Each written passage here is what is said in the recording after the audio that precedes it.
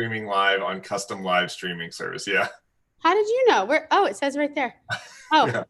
all right. Let's see. So don't say anything crazy. Let's see. There's a 20-second delay. Let's see if we are live. Oh, we're live. I see myself. Oh, and I see you. I have to put us on gallery view. There we go. Hi, Paul. Hi, Lizzie. Don't sound so excited. Hi, Lizzie. Hi, everyone. As typical, we're going to wait 3-4 minutes for people to log on. I could hide Paul so that you make a big debut. I think it's too late for that.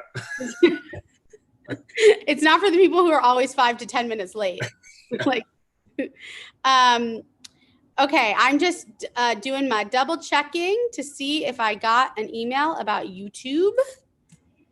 Hello, Temple Emmanuel of Beverly Hills. No, that was Jelani, our friend Jelani, talking in the background.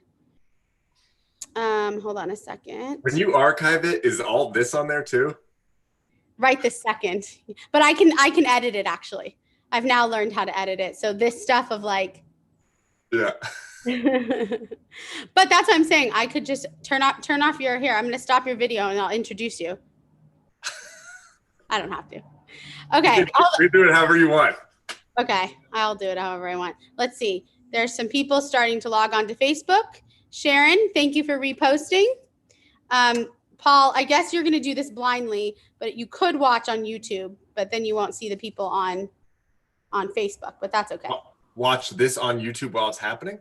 It is. Look, I'll show you. Yeah. Oh, wow. We're live there. Good morning, Jay. This is my friend Paul. Paul is literally in unknown territory right now. He doesn't know what to expect, so everybody needs to be very kind. Oh, this background looks messy. Not okay.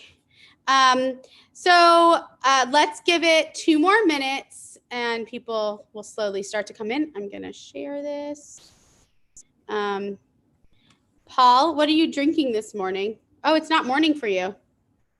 Yeah. Well, it's water and it's afternoon.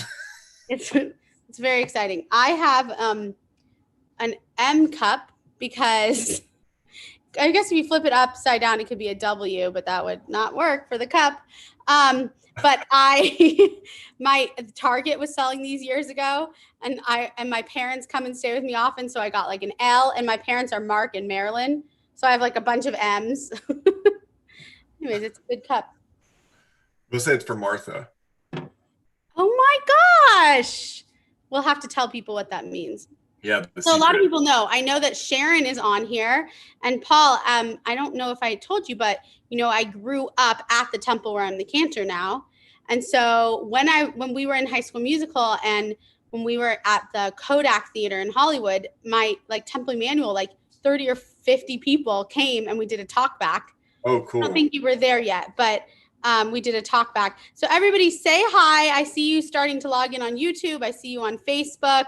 Of course, you can write in questions, but I want to wait till 10:05. And also, we're going to be going to just about 10:40 today.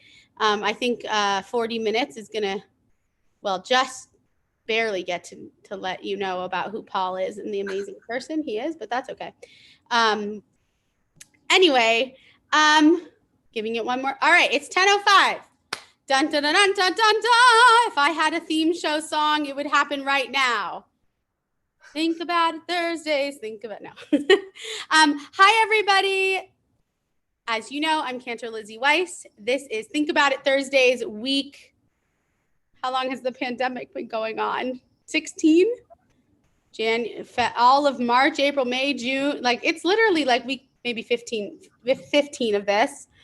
And I'm really, really happy that my friend Paul and I have reconnected, and that he randomly was I was like, hey, can you come on and talk to my congregation? And he agreed. So he has no idea what he's in for. No idea. He's like, what are we talking about? And I'm like, I don't know. We'll figure it out. But Paul, to just give you a little of the background, at the beginning, it was, as we were talking about, we were trying to figure out engaging content that would keep our congregants at home fulfilled, because it's been a really hard time. And a lot of people are doing, and respectfully are doing, a lot of meditation and beautiful music. And I just love talking to other people and finding out crazy facts in life. I've always said that I would have been a doctor if I couldn't sing. So part of what this has become for me is interviewing people with various backgrounds and getting people to think a little. And the other funny thing, I've said this before, is that I originally thought that this Think About It Thursdays would be filled with current events that had nothing to do with coronavirus. And really, in those first 8 weeks, there was nothing to talk about. I don't know if you found that. Well, yeah, everything was shut down. Everything was shut down, but I figured there's still stuff going on in this world.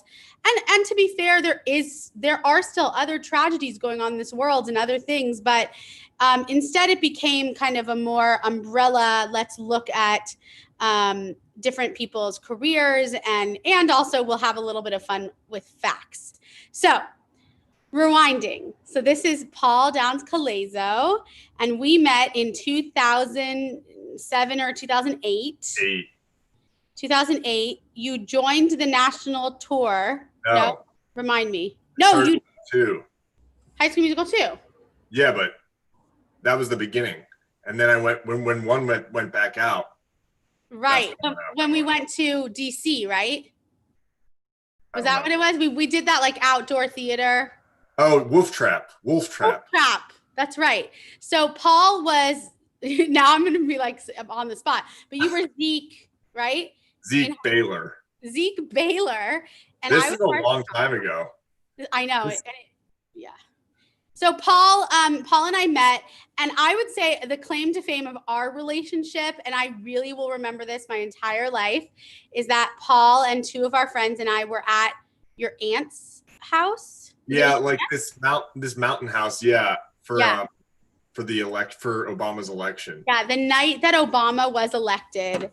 And I remember we like laid under the stars, and it was just like such an amazing night. And it was a crazy night, and I never saw a shooting star before that night. We saw like 5. Yeah, that's so true. And I just have such vivid memories of a lot of stuff that night, but so many things, because and just the fact we understood in that moment how amazing it was that Obama was being elected. So I'm gonna actually throw it out there to people. Hi, Jerry. Hi, Sharon. Hi, Jay. Where do you guys remember where you were? This is for Obama fans, obviously, but like, do you remember where you were when Obama was elected? I'd love to hear little facts, because we definitely do. So Paul and I just realized I don't have any. Hi, Raymond. Hi, Karen. Hi, sis. Hi, guys. Okay. I just want to make sure I'm getting the comments. So anyways, Paul and I met then. And it's interesting. I feel like when you're on tour, like you could be together for a total of 1 year and it feels like 10 years of your life. So now let's rewind. So that's Paul. That's how we got to know each other. Sharon says she was at home watching the results on TV, like most people. Can you give us a little bit of background? Like, where did you grow up? And, what were you into as a kid? Like, were you into theater or... Hi, Devin. Yeah, well, sorry. Yeah. We moved. I was born in Pittsburgh, and then I moved to Jersey, and then I moved to Florida, and then I went to high school in Georgia. And I moved a lot for my dad's job, but so I was there wasn't there wasn't a lot of time to like. It sort of changed in each place. Like I was into gymnastics when I lived in New Jersey, and then in Florida, I just was really into school. And then when we moved to Georgia, I was into like the marching band. And what instrument did you play? I was bass clarinet, and then I was drum major for the 4 years. Did you keep any of those instrumental skills throughout your life? Yeah, well, because I played piano earlier, but it's like I keep trying to reteach myself piano, and it's a fool's errand. And it's because I can't figure out what I know and what I don't. So I keep starting over. And when the pandemic started, I signed on to some online teach yourself piano course. Yeah. And it's fallen off. I was gonna do it every day, and it just hasn't happened. I know all of us had like so many people like, I'm going to learn a language. Yeah.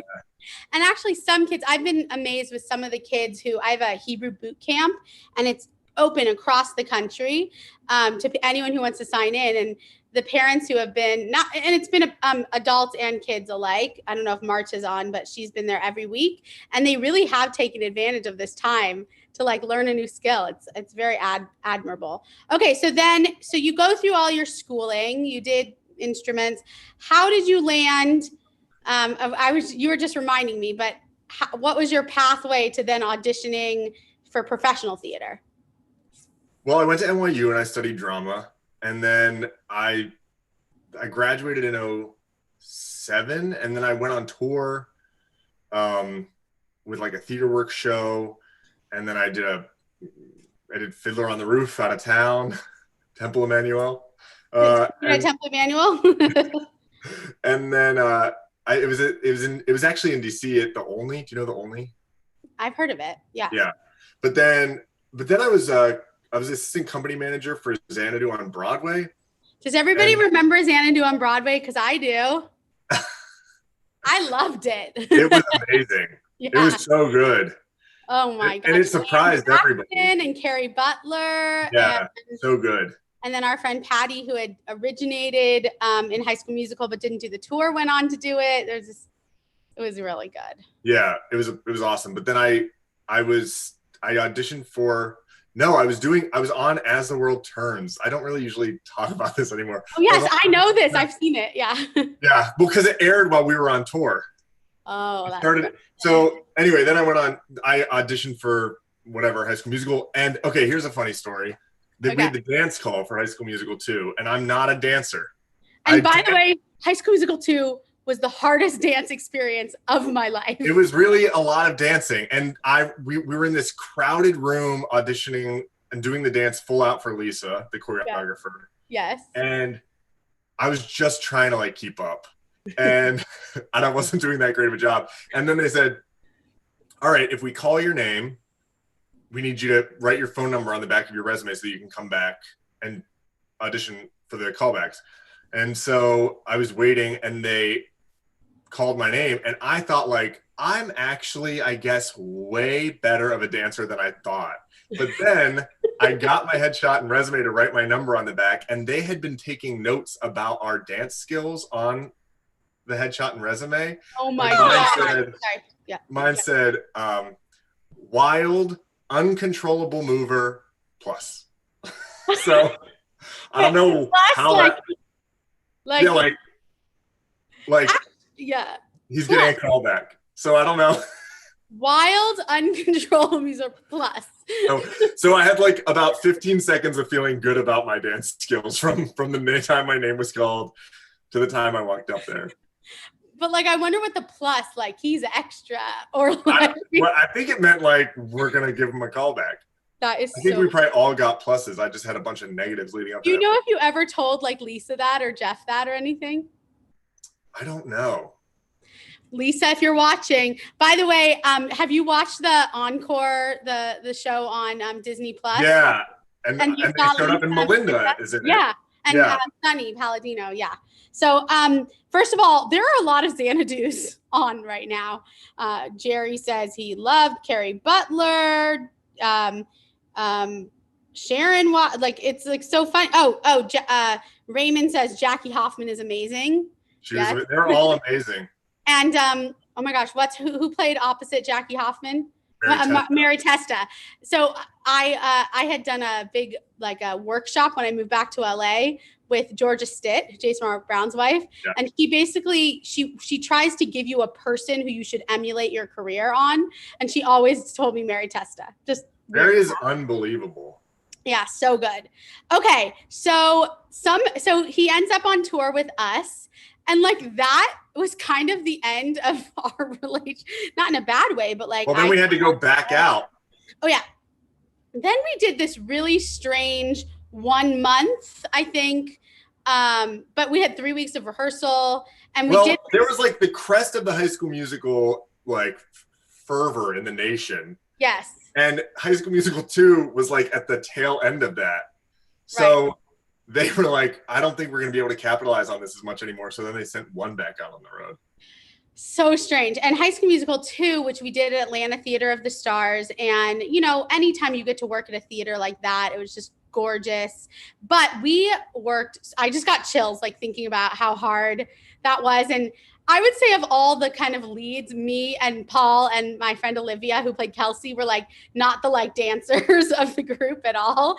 But they were so kind. And, yeah, well, they couldn't really put me in the back because I'm so short, but but they just were like, they'll pick it up over time. Like, thank you, Lisa, for trusting us, and we did.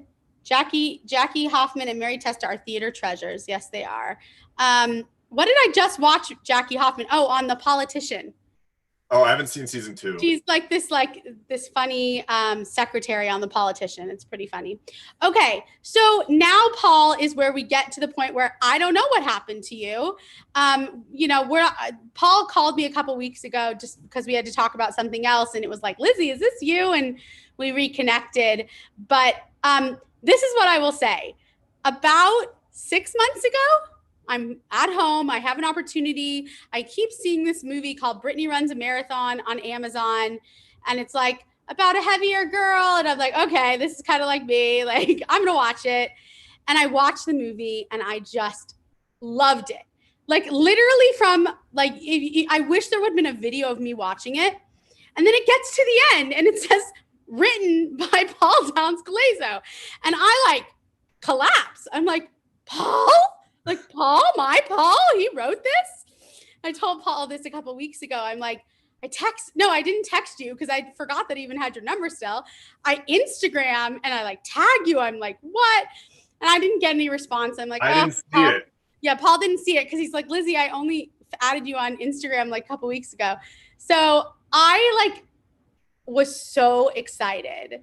And so it's just like, so awesome that all of a sudden you texted me about something else and then we reconnected. So tell us about your journey from the end of, 2008, let's say, to now being like an acclaimed writer, producer, director, la, la, la, la, la. How did that happen? Well, it was really right after High School Musical 2, the economy crashed. Do you remember? The recession. Oh, yeah. Otherwise, we'd still be on tour right now. Yeah. The recession hit and I was sort of reassessing my life and a bunch was going on in my life. And I realized that I really wanted to transition out of what we were doing and go more into writing. And so I started working on my plays really for like the entire time that the economy was down. And then right when, after those 99 weeks of unemployment ended, I was a script associate for Sister Act on Broadway. And then my play got signatured. It was called Really, Really. It got programmed at the Signature in DC. Virginia, and then it transferred the next season to MCC in New York. That's right. I do. And then from there, I sort of went out to LA and I started writing in the television world. And I wrote for this. I worked with really cool producers, and then I shot a pilot for CBS, and then I was on a deal at CBS for 2 years. What was that pilot? That was called LFE. It was about a bunch of doctors, and they were like... I love doctor shows. It was really good. Melissa Leo starred as their sort of resident. And LFE? Yeah. Okay. That's like my biggest sadness that never made it to the air. But no, because there's not one doctor show like New Amsterdam, Grey's Anatomy. Like I've never. It was that they shot 2, and it was Code Black and LFE, and they picked up Code Black, and I was just so bummed. I know. But out of that, but while I had my play at MCC in New York, Tobey Maguire came to see it, and we had a meeting. And the short of it is, he basically was like, "What do you want to do? Like, I'd love to support whatever you want to do." And I said, "I want to make this movie about my friend Brittany." So I started writing it.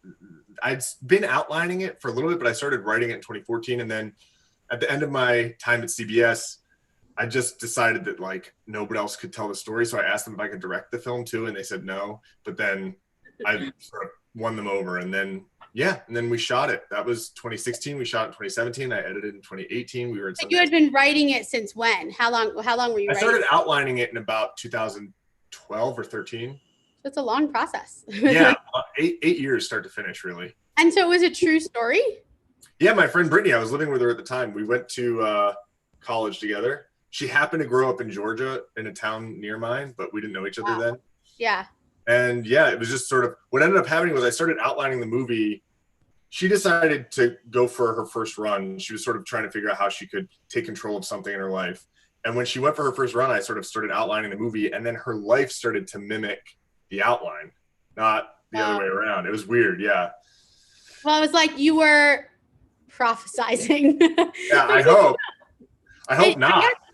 No, but in some ways, I think you were thinking, well, what could this lead to? And it did. Do you want to give like a 2-minute kind of summary of the movie? Oh, God, I used to be good at this, but I don't know that I remember it anymore, like my elevator pitch of it. It's about a... Well, we're reminding you. Yeah, it's about a fun... it's about a woman in her 20s in New York who is very comfortable making herself the butt of a joke in order to win people's approval and not make people uncomfortable. And it follows the journey she takes when she decides she doesn't want to be the sidekick anymore. She would like to be the lead in her own life, basically. And so the movie as a whole takes a bunch of people who you would normally see as stock characters in comedy as supporting characters, and the goal was to three-dimensionalize all of them and sort of treat them in a deeper way than you normally see them. Somebody just texted me, sorry, a maintenance person from work, that they can hear me from outside. I'm like, are you outside my apartment? It's very strange. Okay. He's calling my name. Doesn't he know I'm on Think About It Thursdays? It's Melvin for everyone. Melvin, why are you at my house? Why? Sorry, guys. What are you doing? I'm on a broadcast. Okay, that's so strange. My patio's open. Amos? See Amos here. This is real life, guys. This is really real life. Amos, hold on. Let me grab my dog. But what I really want to ask you is, what did you learn, like, as someone who has always kind of been the sidekick or the heavier, whatever, the stigmas have really changed. But what did you learn about that stigma? You're a how tall are you? 6'4", but 6'4". I know what you're asking. Yeah.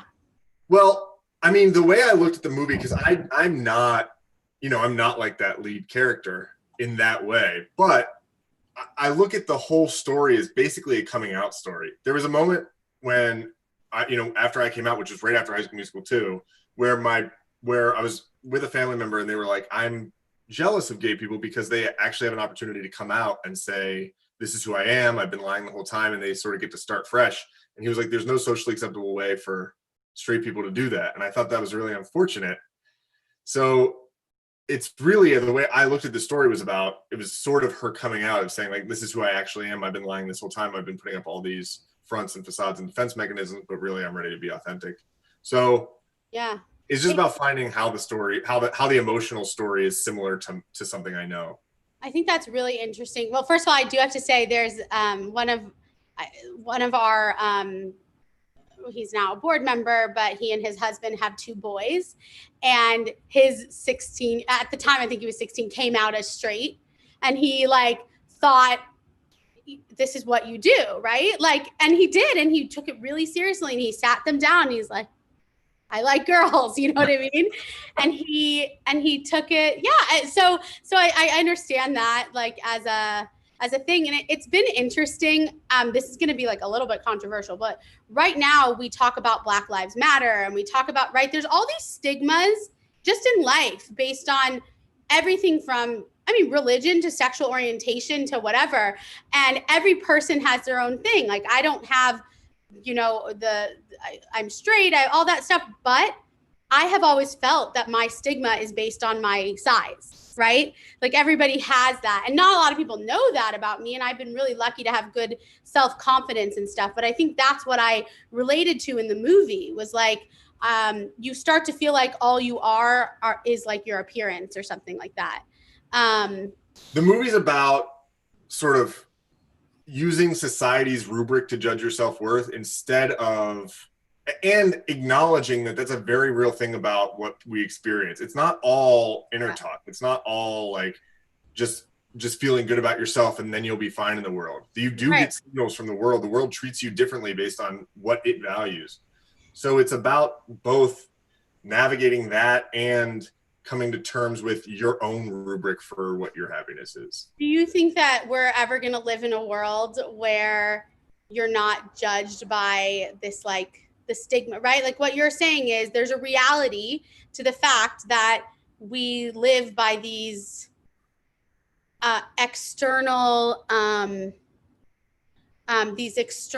expectations or these external guidelines of how people see you, right? Does that make sense? And I don't know that that's ever going to change. Even with all the progress that we make with everything from Black Lives Matter to whatever, we still, the first thing people see in the world is our like outer vessel, you know? Yeah, I mean, I hope that it would change. I think it'll take a really long time, but I think the more it's in our DNA, unfortunately. I mean, the problem is, do you read Bell Hooks? Do you know her at all?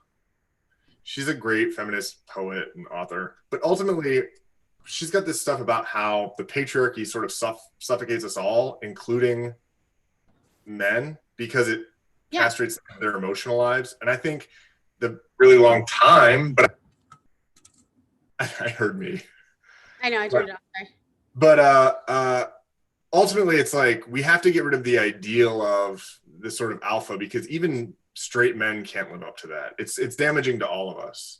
Right. That's like the toxic masculinity kind of feeling. And yeah, the idea that we have this ideal that we have to live up to that's like without emotion, very powerful, domineering. You know, it's just men are more complicated than that too, and society has to allow everybody a chance to not hold that up as the guiding light.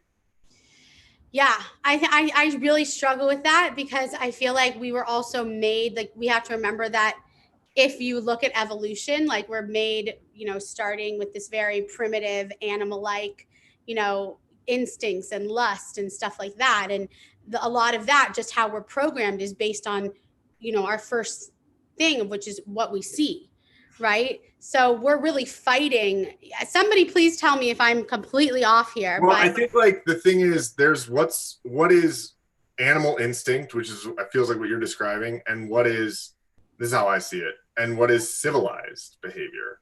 And our animal instinct is to, you know, not use a bathroom and get in fights and whatever. Yeah. But the more civilized we become, the more we find ways to live harmoniously with each other and with the world.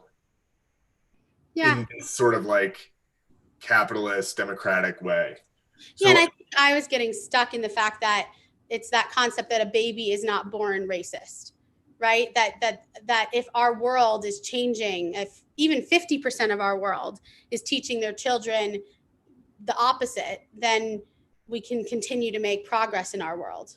But yeah, and it has to be in art, and it has to be in politics. It has to be in every single thing. I mean, like, because you're getting subconscious messages even when it's not, you know, the conversation that you're having in media, especially like how people are portrayed. Yeah. There's so much to talk about. So first of all, if you haven't seen this movie, please do, and check in with us and let us know, or let me know, you know, if your thoughts are similar to mine about, I don't know, just, you know, this, I think one of the things that you did explore, just the Britney's tendency to being the sidekick for so long came out of her adhering to the stigma of being the heavier set best friend, you know, whatever you want to call it. And I just have to say that I have seen such tremendous change since I was a teenager. I mean, I'm 35 now. If I go back 20 years, I mean, like one of the points, like the highlights of like theater that changed for me was Hairspray, right? Because before then, there was never, well, there's certainly never a heavier girl lead, but I think that really opened the doors for High School Musical, for Sister Act, for, you know, I actually could have considered a career in musical theater now because in terms of size, in terms of race, everything, there is, you know, there are more parts. That gets complicated because there's a whole campaign right now of Broadway is defund Broadway. I don't know if you've seen that, but yeah, it has to do with the Black Lives Matter movement. I'll have to send it to you. Okay, so Paul, what are you working on now? Oh, and then I just want to say one thing, which is, so you do Brittany runs a marathon, and what was the overwhelming? Obviously, Amazon bought it, or however that works. Were you on a contract with Amazon? How did you know? No, so we went to Sundance first, and then that was January of 2019. No, what year is this? 2020. Yeah, 2019, yeah. That's a year and a half ago. Yeah, and then from there we sort of, you know, we had a great reception, and then we ended up at Amazon, and it was released in theaters last August, I think. Yeah, because I think I saw it in like October or something. Did you see it in a theater? No. In fact, it came out on Prime in November. So I saw it right about then. Yeah. I had actually, I think I told you this, but between Rosh Hashanah and Yom Kippur, I got very sick and I lost my voice for 2 weeks. So, and then I was on vocal rest. So I like almost spent all of October, November on vocal rest. So it might've been while I was on vocal rest and just watching TV and stuff. Jay says he saw it in the theater. Thanks, Jay. I haven't looked on Facebook to see what people are saying. So then, like, as a curious person, like when you have success with something like this, did you see immediate success or other people coming to you asking you to write, and how did that work? What became clear out of this experience was that I liked directing. So then that sort of shifted what I was interested in doing. So you wrote it and directed it, right? Yeah. Okay. And so now I'm in the process of, I'm working on a couple movies. One of them was supposed to film this year, but because of everything that's happened. Yeah. So now I'm just sort of in my little bunker writing until we're allowed to leave. I've actually heard that that's going to be a really interesting outcome of this year, is that there's going to be so much new material. I mean, probably more competition too. Oh, what's hard is, you know, the goal is to reflect reality back to the viewer in some way, and we just don't know what reality is going to be when this is over. We don't know how long this is going to go. So much social change happened during this too. Yeah. That it's just really unpredictable to know. We're not done yet. No, I guarantee you. Yeah. But figuring out, like, when you sit down to write, well, what's consequential? It's just very hard to know right now what is consequential. Do you think that there's going to be a lot of shows about the pandemic next I don't think year? people are going to see it. No, I think people want to get away from this. Yes. Well, you know, it's been interesting. I don't know if you've seen any of the shows like New Amsterdam, where they were actually filming about the pandemic. They were actually filming an episode where a pandemic hits. Now I'm forgetting his name. He created and starred in Hawaii Five-0. Hold on. What is it called? Very famous Asian actor. And he is the director of New Amsterdam. And he actually got COVID. It's a really interesting, hold on. Anyway, someone look it up. Who is the really famous Asian actor who was directing New Amsterdam, the show? And the point about it is, and somebody I'm sure will write it in, is that they were filming an episode that was supposed to air like a couple months ago. Like, so they must have been filming it right in February or the end of February, March. They filmed the episode. It was about a pandemic hitting a hospital, very similar to COVID. And it was a very kind of scary episode. So in the meanwhile, they shut down filming. And this lead actor, who has hundreds of thousands of views on he blogged, because he actually ended up getting COVID while on set, right? Oh my God. In New York City. Oh my gosh, somebody, hold on.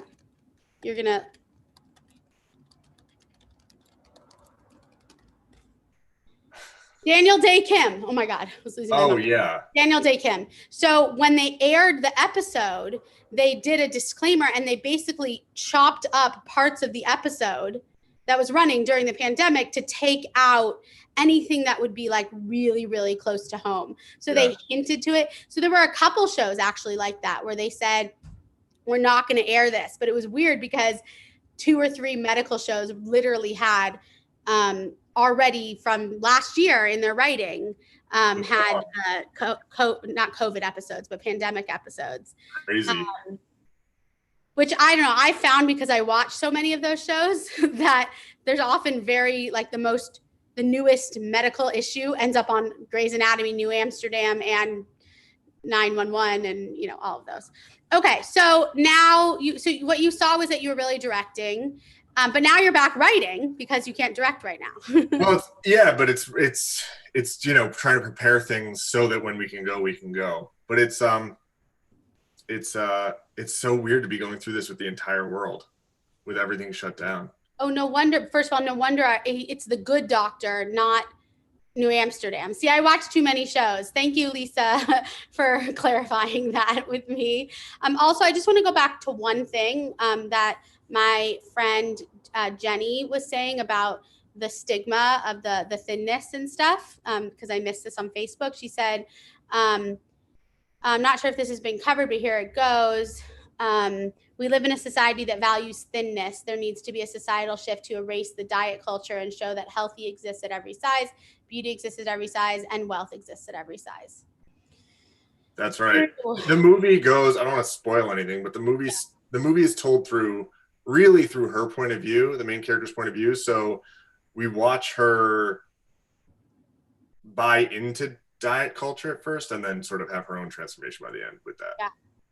Yeah. And it is very difficult. I've always said that you could put me next to another, 5'8" tall woman, thin, looks like the very stigma of healthy, right? But in reality, she has high cholesterol and she's a smoker and she's a this, and that's part of the culture, is like I'll be looked at as like not as healthy, right?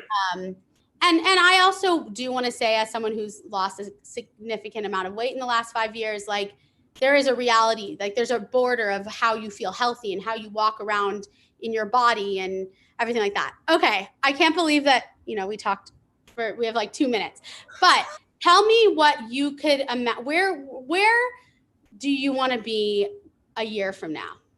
I mean, just out in public. I would just like to be at a restaurant. At a restaurant. And you're in Long Island, right? Yeah. Is everything getting, in California, everything's getting shut back down. Do you feel like that's happening where you are right now? Not yet, but we're just trying to track what New York's up to because it was headed down. Luckily in the city, they postponed indoor dining. So we're just hoping that we're not gonna, because the rest of the country is blowing up. So we're hoping we're not like that. Yeah. And it's also, I do have to say that it's not all of California that's blowing up. It's some bad apples, not just bad apples, because the problem is bad apples get it because they're just out. There was a huge Trump rally. There's all this stuff in Imperial City, California. And then that spreads because people go to see this person and it just starts spreading like crazy. And I'm afraid that they've already shut back down all the restaurants and bars here and beaches. Good. Wear a mask, everybody. Yeah. Just wear the damn mask. That's amazing. I think we talked about this, but if 2 people are wearing masks, and one person has COVID, the chance of the non-COVID person getting it is 1.5%. 1.5%. If the COVID person is not wearing a mask and somebody else is wearing a mask, it's still a 70% chance.